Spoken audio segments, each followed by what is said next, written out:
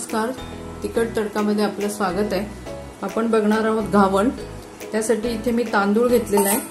हा कोलम तांदूळ आहे। एक भांडभर तांदूळ घेतलेला आहे। तो 2-3 वेळा मी पाण्याने धुवून घेतलं आणि आता तो 4-5 तास आपण भिजत ठेवूया आणि मग वाटून घावण करूया। हे आपले तांदूळ आपण 5-6 तास भिजत घातले होते, ते आता आपण दळून घेऊया। एकदम फाईन बारीक दळायचे।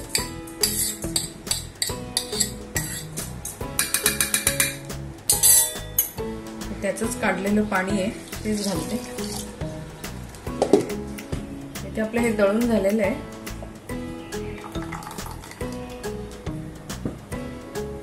एकदम फाईन केलंय आपण। तर आता आपण याच्यामध्ये पाणी घालूया, कारण हे घावण म्हटलं का पातळच करायचं आहे आपल्याला पीठ। मिक्सरचंच भांडं मी धुवून घेते।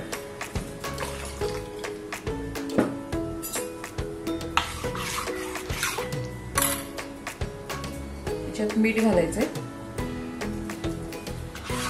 आपल्याला पातळच लागेल, अजून थोडं पाणी घालते।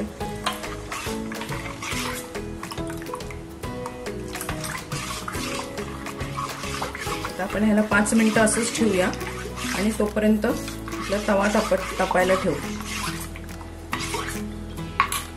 आपण पॅन ठेवलाय। माझ्याकडे तवा जरा प्रॉब्लेम झालाय तव्याचा, म्हणून मी फ्राय पॅन वरती टाकते आपल्याला घावण। थोडंसं पीठ काढून घेतलंय। एवढं पातळ करायचंय आपल्याला।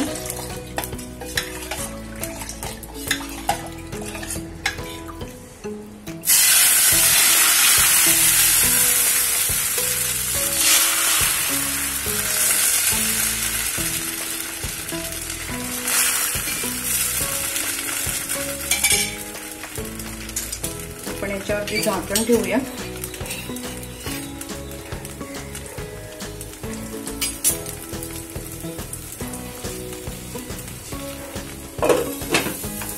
दोन मिनिटं झाकण ठेवूया, आपण परतून घेऊ।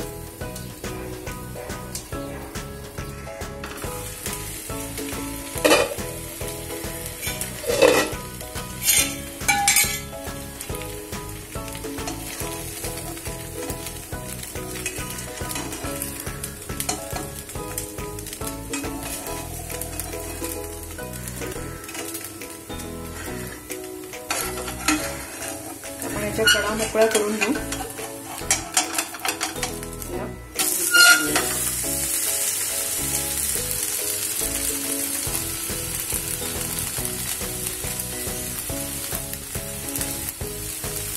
नॉनस्टिक वरती छानच होतात, प्रश्नच नाही। चिटकायचे चान्सेस कमी असतात आणि होते पण मस्त। जाळी पण छान पडली आहे आपल्याला घावणला।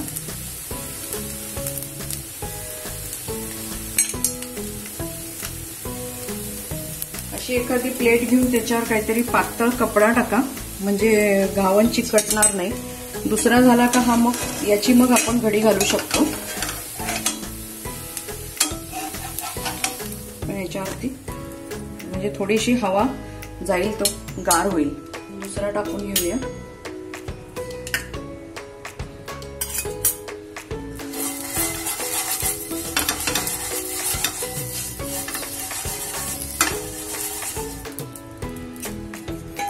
प्रत्येक वेळेला पीठ असं हलवून घ्यायचं, नाहीतर तांदूळ खाली बसतात ते तळलेले।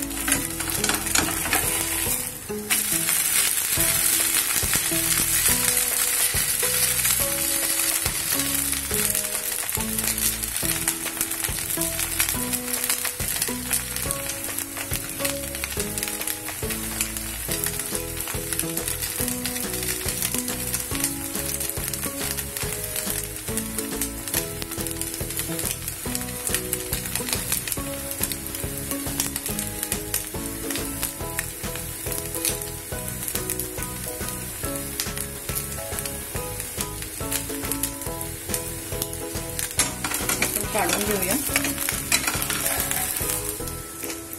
इथे मी गार करायला ठेवलंय.